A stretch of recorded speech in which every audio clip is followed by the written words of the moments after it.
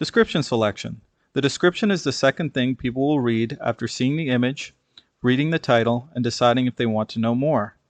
Make sure the first few words are compelling, as they will appear alongside all the other posts while people are scrolling. If you've enticed the potential buyer enough, they will click the ad.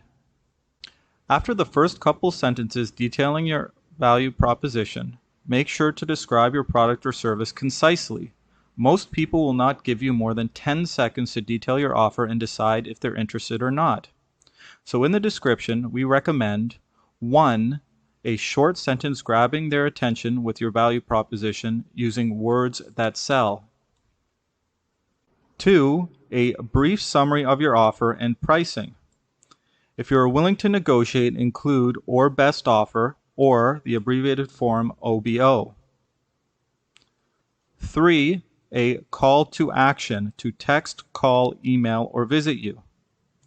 Don't put your website URL in the description unless you've paid for the website URL option. 4.